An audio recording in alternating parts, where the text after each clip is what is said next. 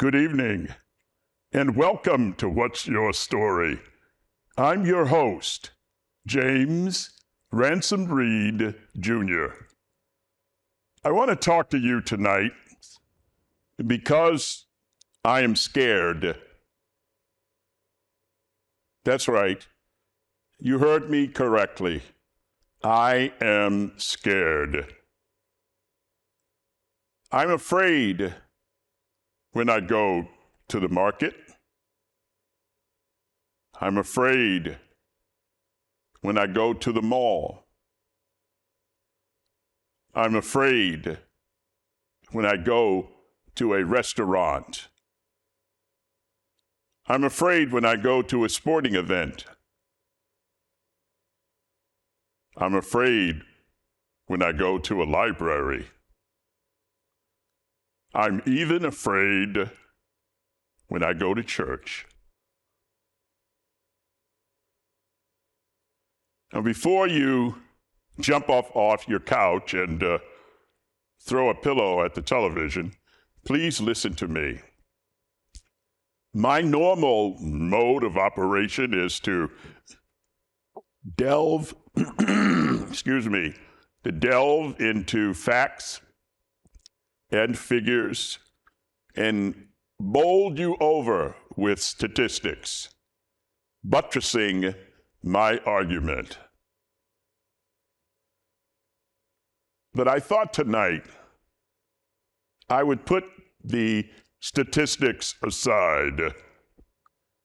I thought I would talk to you straight from the heart tonight. I am, by way of disclosure, a decorated military veteran.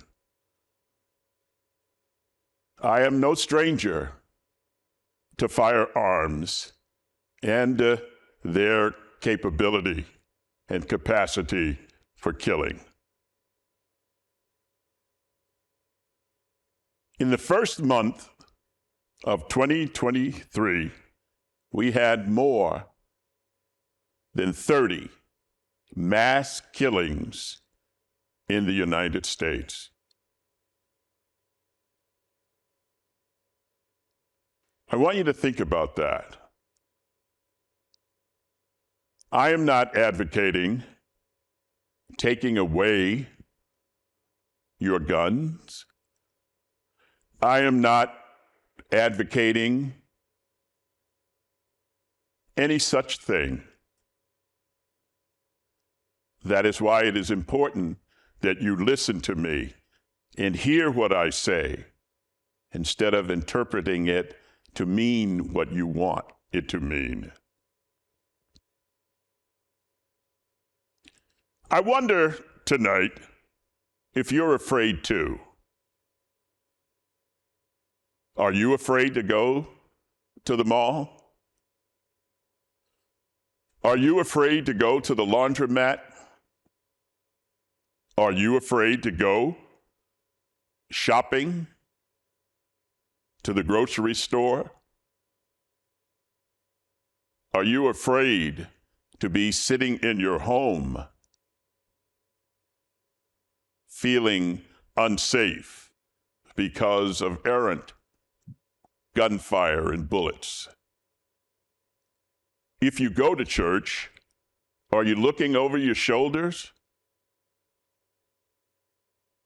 Active shooter training, AST, has become a part of our everyday lives.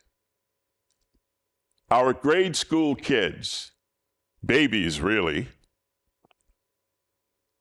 must now be trained to live in fear at school because at any moment they could become a statistic. Our teachers, our police officers, who would have suspected that a teacher would go to school and never come home? I don't want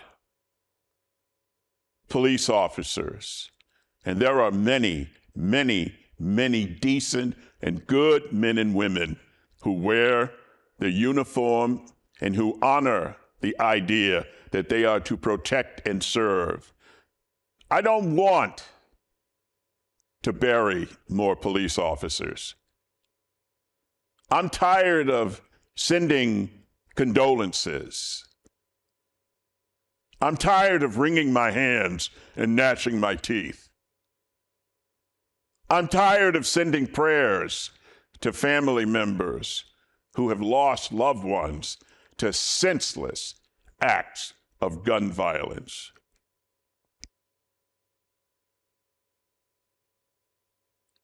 And I hope that you are tired too. Our children are shot down in school and nothing changes. Our police officers are ambushed and murdered, nothing changes. Citizens going to a grocery store to buy food are murdered within minutes. Nothing changes. We wring our hands, we gnash our teeth, and we send condolences and our prayers. I'm tired of that. I want to do something. As a veteran, familiar with firearms, I know that I do not need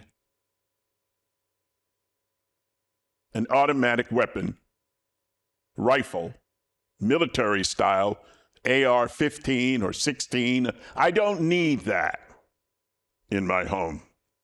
I simply don't need it. Its sole purpose is to kill quickly large numbers of people. Common sense tells you, just look at the shootings, the murders, the slaughter. You will see many of them were done with guns, rapid fire, killing indiscriminately, slaughtering hundreds of people. Blood on the streets where a parade should have been. Classrooms soaked in blood. Police officers dying on the ground. Teachers, ministers, worshipers of all faiths are not safe. I'm tired, and I want things to change.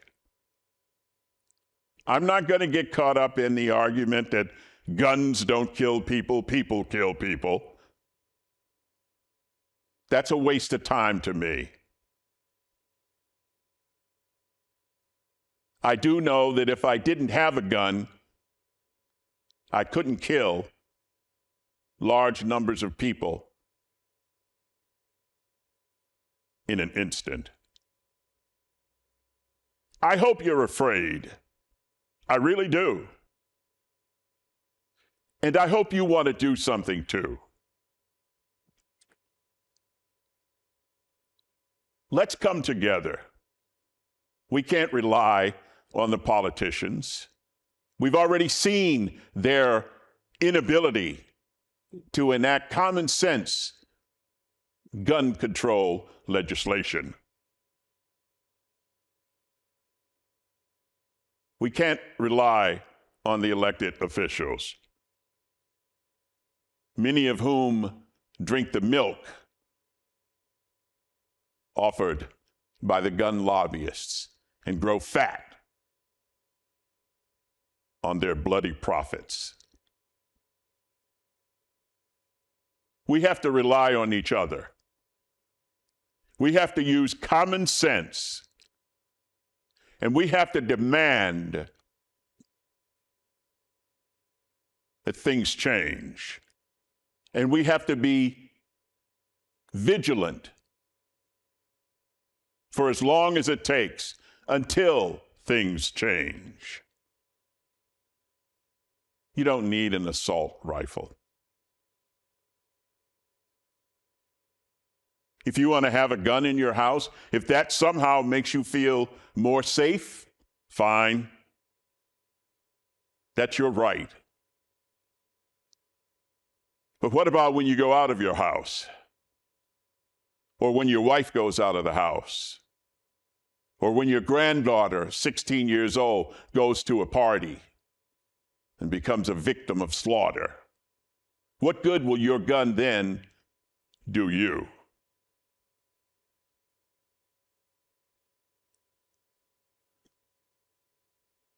How long will we permit the slaughter to go on?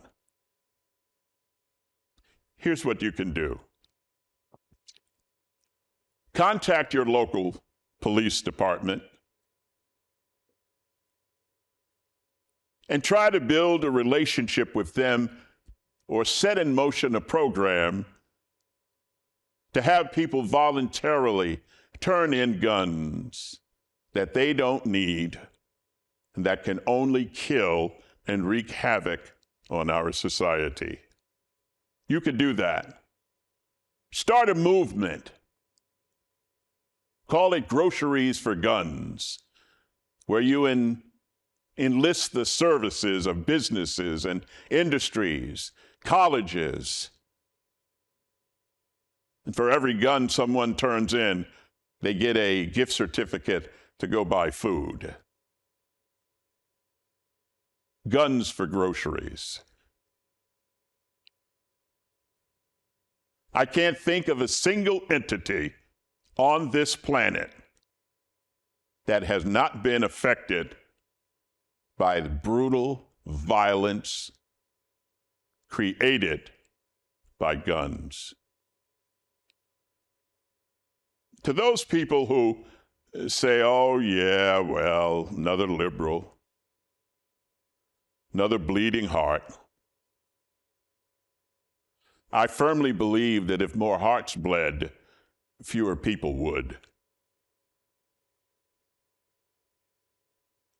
I'm afraid. I'm angry. I'm hurting. And I ask you to join me in helping to organize, to get people to turn in guns so that our policemen can go home at night. Our first responders and firefighters can go home at night when their work is done, so that our children, my God, our babies, can come home at night. Our wives and sons and daughters can come home at night.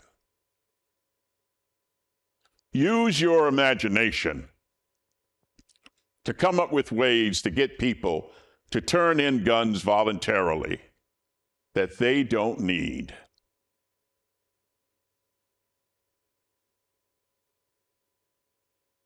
I want you to think with me about where we will be in just 6 months from now. How many more mass shootings will there be in the United States?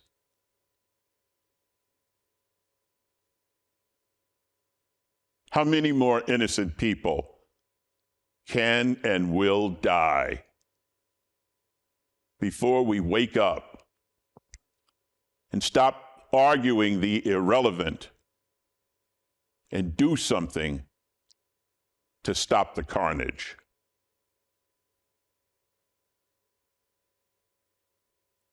What will you do? How will you act? Who will you save? I began this evening by telling you I was afraid, and I am. And by God, I don't like that feeling. And so I've decided to do something. All that's necessary for evil to prevail is for good people to do nothing. I don't want to read in my newspapers about the mass killings.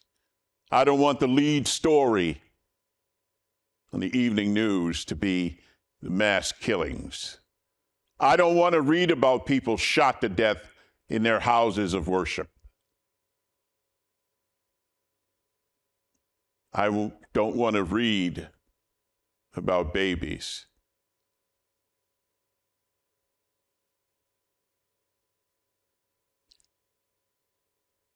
who never got the chance to live. I implore you to come together with your friends and neighbors and local organizations and organize to get the guns, as many guns as we can, off the streets. Yes, we have gun laws. Connecticut has some of the finest gun laws in the nation. Yet we had Sandy Hook.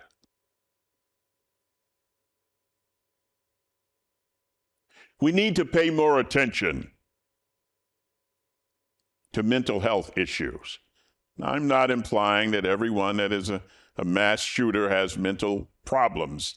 I'm saying we need to understand and treat people differently in this society.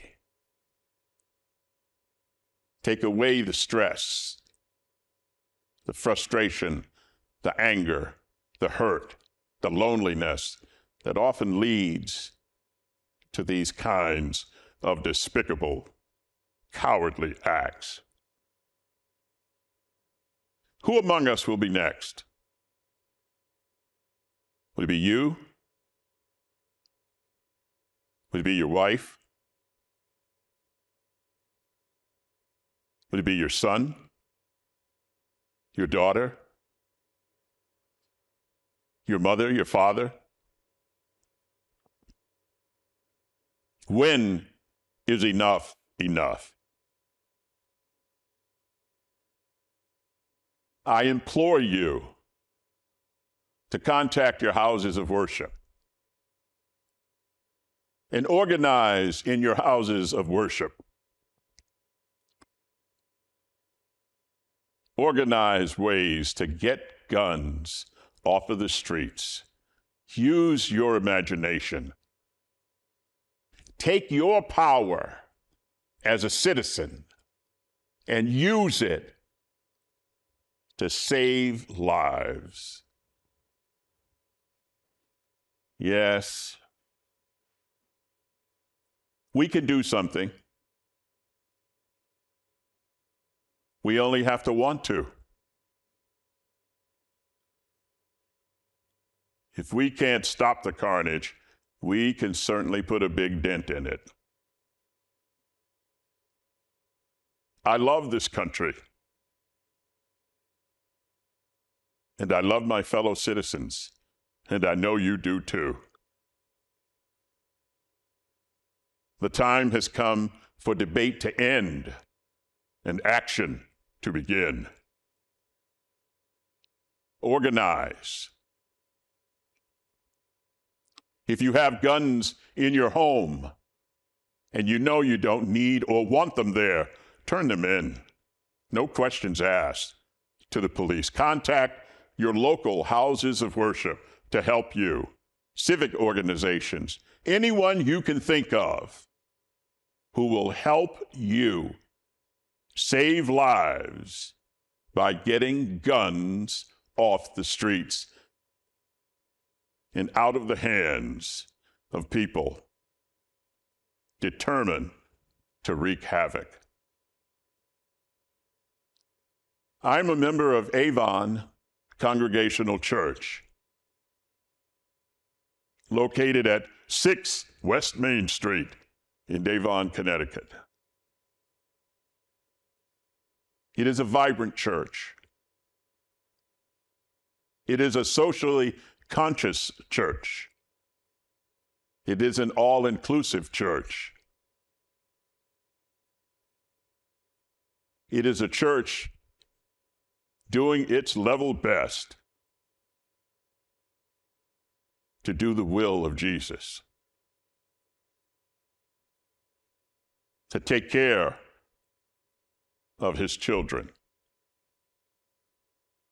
I ask you, please, please, please, do your part. If enough of us come together, we would be unstoppable. We can get guns off of the streets. We can save lives. We can stop the carnage.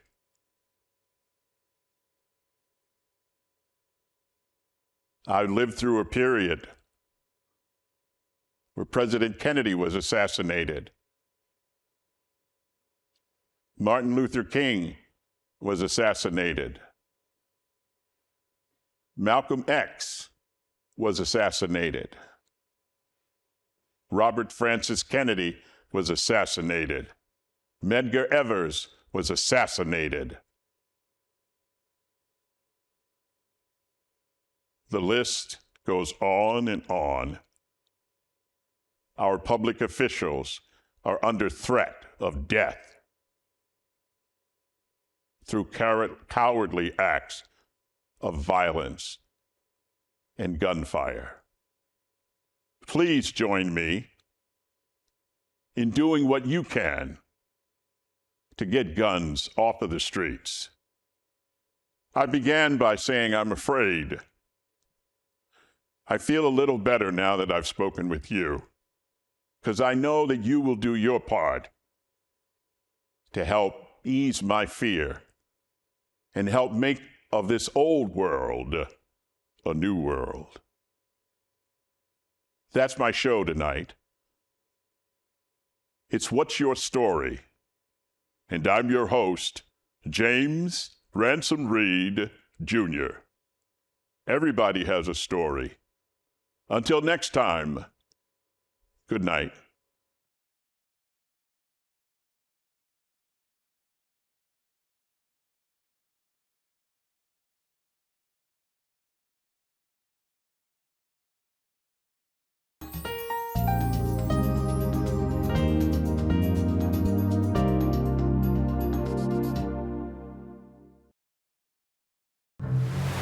The water's warm at Jaws Pond, and we're stocked full of treasures. Big or small, we buy it all. We buy and sell fast rides, power tools, vintage guitars, and so much more. Walk the plank in style with our fine jewelry, diamonds, and watches. Plus, we have a huge selection of the latest video games, including the new PlayStation 5 and Xbox Series X. Jaws Pond, conveniently located on Meriden Waterbury Turnpike in Southington and West Main Street in New Britain.